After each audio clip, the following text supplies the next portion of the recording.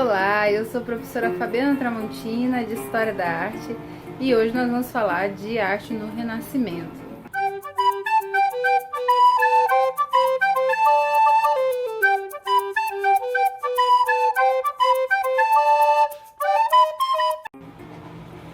Antes de falar das principais características da arte, vale lembrar que nós estamos estudando aqui especificamente arte visual, pintura, escultura e arquitetura.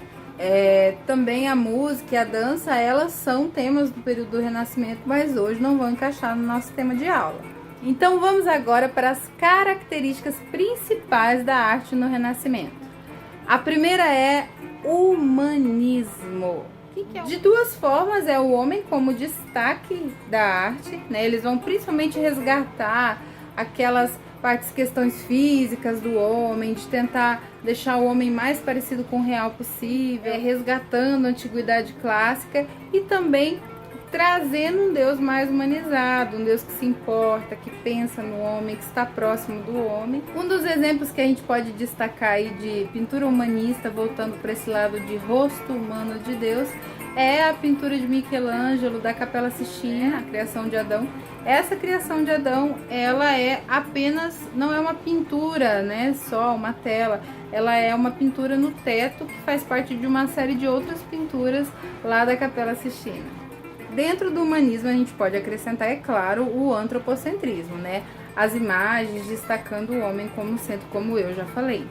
Uma pergunta para você aí que está nos vendo: me cite um pintor do período medieval.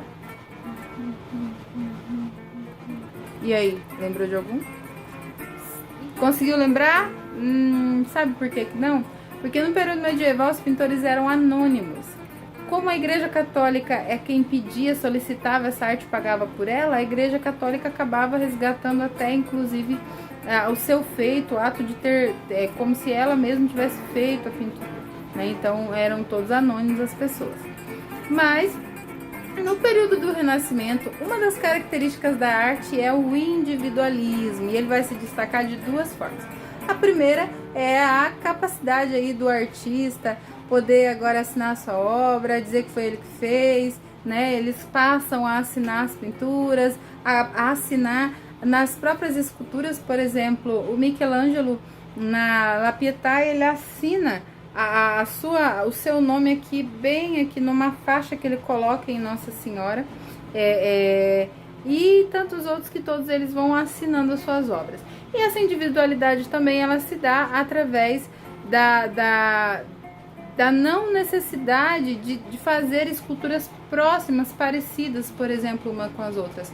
A arte ela é livre. Não necessariamente que ela precisava ser parecida, a técnica precisava ser igual. Então a gente vai ter, por exemplo, 3 esculturas falando, por exemplo, de uma mesma pessoa. Vamos citar aqui o Davi. Já ouviu falar de Davi, da Bíblia? Então, Davi da Bíblia é conhecido por ter matado um gigante apenas com pedras, né? Então, esse Davi, ele no período do Renascimento, ele foi muitas vezes reproduzido em forma de escultura. E nós temos aí vários que fizeram isso. E cada um deles fez de maneira livre, né? Decidindo como gostaria de demonstrar esse Davi. Nós temos, por exemplo, o famosão, que é o Davi de Michelangelo, né? Mas ele não é o único a ter feito a escultura de Davi. Por exemplo, o Donatello quis, por exemplo, mostrar um Davi que estava se achando porque matou o Golias. Então, logo depois de ter pisado na cabeça do Golias e dito que ele é o cara, ele fez aquela pose de eu sou o cara. Já o Verrocchio estava reproduzindo um momento em que Davi olhava para aquela cara e falava assim: poxa, não queria ter feito isso, não queria ter matado uma pessoa. Nossa, que chata essa situação. Matei porque foi preciso. Então Davi tem uma expressão, o Davi de Verrocchio tem uma expressão de que para ele não foi um momento de alegria ter matado aquele gigante. Já o nosso Davi mais famoso aí, que é o Davi de Michelangelo, ele reproduz o Davi antes de matar o Golias. o Davi com uma expressão de susto, como se ele estivesse olhando para o próprio Golias, a ponto de atacar. E aí ele pensa assim, se correr o bicho pega, e se ficar o bicho come, eu vou ter que ir em cima. Então é o momento em que ele captura aquela imagem em que o Davi está olhando e falando, meu Deus, talvez eu vá me lascar, mas se eu não lutar, é certeza que eu vou morrer. Então 3 visões de um mesmo personagem, visões individuais, visões diferentes, cada um demonstrando de maneira peculiar a sua visão desse personagem.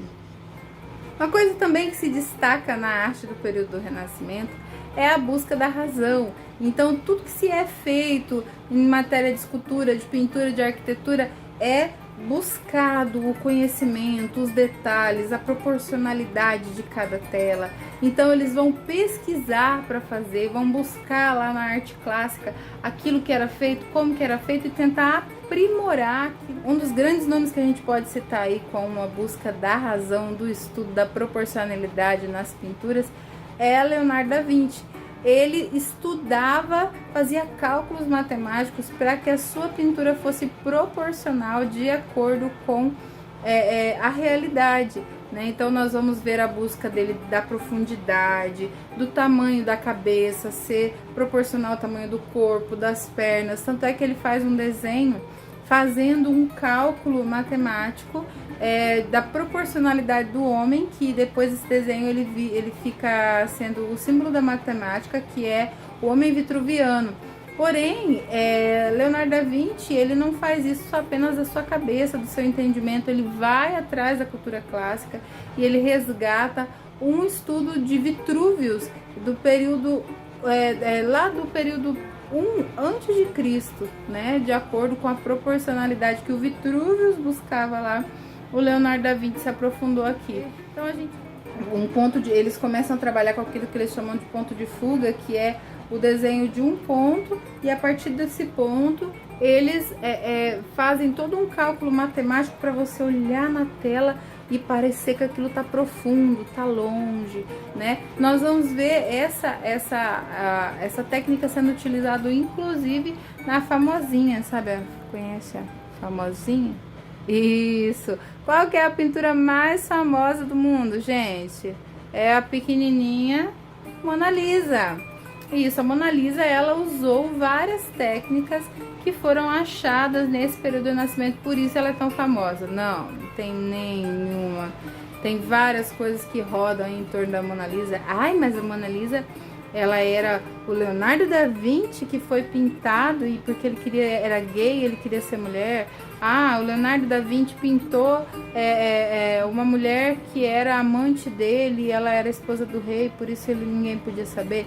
Não, a Mona Lisa, ela é tão famosa porque ela agrega várias técnicas que foram encontradas da pintura no período do Renascimento. Uma delas, proporcionalidade, a outra é o escorço, que é uma técnica que ela...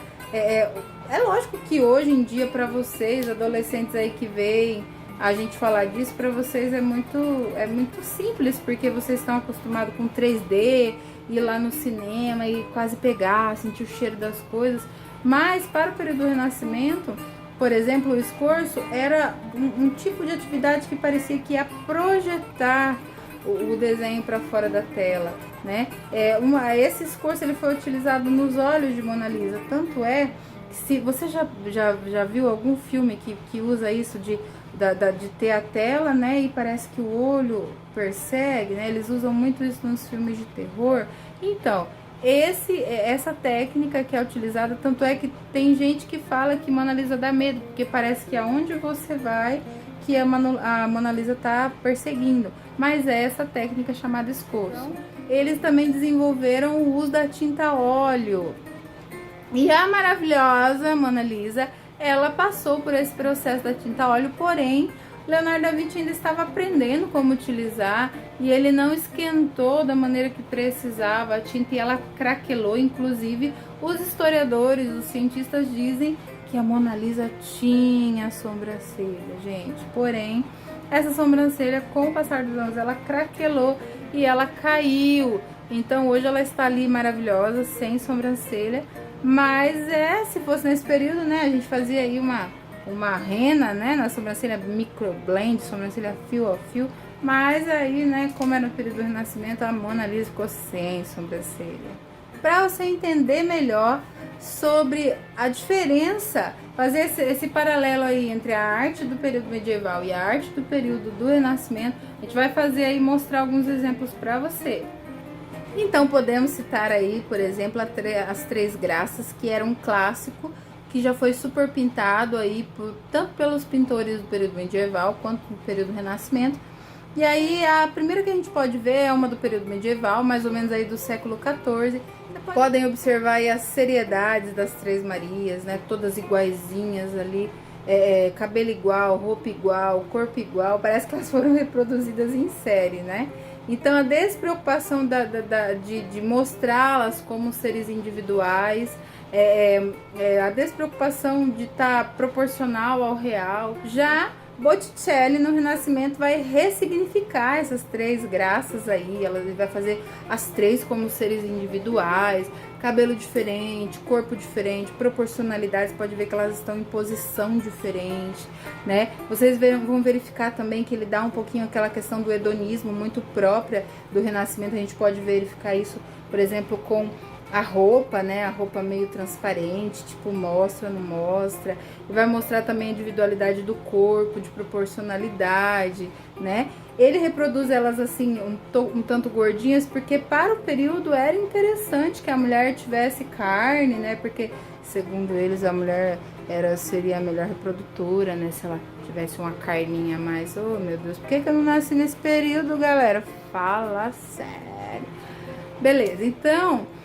Botticelli, ele mostra as três como seres individuais e únicos, né? Dando a questão aí, evidenciando aí para vocês fazerem um comparativo entre medieval e renascimento, a gente mostra aí, por exemplo, o Pantocrator, que é uma pintura do período medieval, em que mostra aí um deus longe no céu, bravo, sempre ranziza, anotando no caderninho preto nele tudo que você fez de errado. Já no Renascimento, essa pintura maravilhosa que eu já citei, que é a criação de Adão, que mostra um Deus tentando tocar você, um Deus próximo, um Deus que está preocupado com você. Então olha aí a diferença da visão do ser humano e de Deus. Como a gente já falou, no período medieval meio que tentou se excluir a escultura pelo que a escultura significava lá no período antigo, né? Eles idolatravam a escultura era uma expressão máxima do significado do antropocentrismo lá, o homem o mais próximo do real possível. Os gregos e os romanos se preocupavam muito com isso. Lá no período medieval a gente pode ver aí nessa escultura, ela feita na parede aí, só meramente esculpida aí na pedra, ela não tinha um destaque, ela era parte da arquitetura. A intenção no período medieval é justamente que ela não tivesse o destaque, ela não tivesse grande importância. Já no período do Renascimento, a escultura ela ganhou todo o significado novamente, eles resgataram a cultura clássica e o homem voltou a se preocupar com a escultura ser o mais próximo da realidade. Diz aí a história que o Michelangelo ficou tão feliz quando terminou de esculpir o Moisés, que ele pegou aqueles martelinhos, né? E ele foi no joelho do Moisés, bateu no joelho, esperando que o joelho se mexesse, e falou, né, em italiano, parla Moisés, ou seja, fala Moisés. Poxa, você tá tão parecido com o real que você podia falar, só falta você falar. Olha essa escultura aí do Davi, olha a mão. Vocês estão vendo que destaca até as veias, né? Então vocês vão ver que eles estão muito preocupados em mostrar para pro homem o mais próximo possível da realidade, a ponto de se preocupar com veias, se preocupar com olhar, com expressão. Professora, quais são os principais artistas do Renascimento? Anota aí. É lógico, a professora já falou, já citou aí alguns, né? Por exemplo, a gente pode citar aí, é lógico, magnânimo Leonardo da Vinci como grande primeiro destaque aí.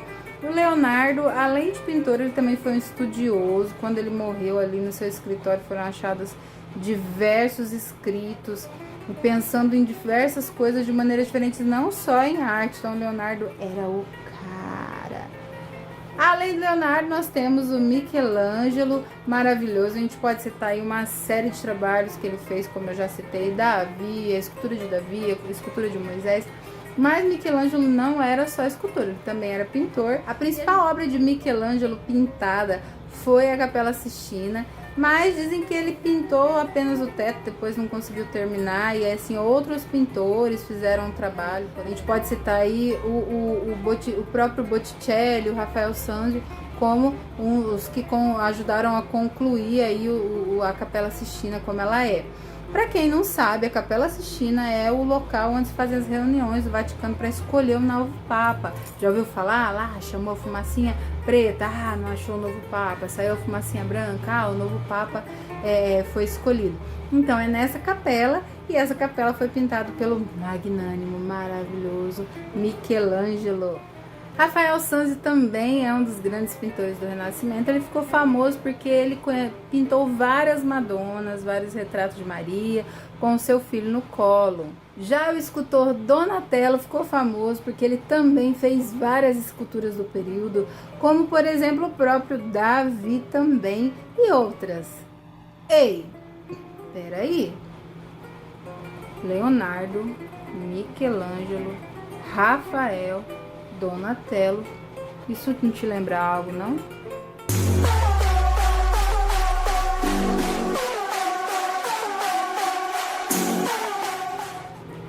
Sim, as tartarugas ninjas, as 4 tartarugas ninjas foram batizadas em homenagem aos principais artistas do período do Renascimento. Então está aí uma estratégia para lembrar. Mas além dos quadros, não podemos deixar de citar Sandro Botticelli, que pintou a famosa Vênus, né, o nascimento de Vênus, a primavera e tantas outras também contribuindo com as pinturas do Vaticano.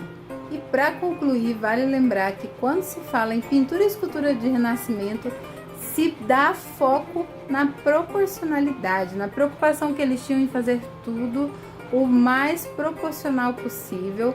E lembrando que aí no Renascimento se dá o surgimento aí de técnicas como o escorço, que é projetar alguma parte do corpo para fora da tela, ou também o uso da pintura a óleo, né, que fez aí revolucionar aí o desenho, que até então era feito com a tinta têmpera, né, que era usada para aqueles grandes afrescos, e muitos deles se perderam por causa que essa tinta ela evaporava, ela facilmente se molhava, se diluía.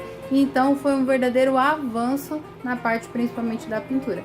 E da escultura eles resgataram muita coisa do período clássico, que fez com que a escultura ganhasse novamente aquele brilho que ela tinha no período antigo. Foi um prazer estar com vocês e até a próxima.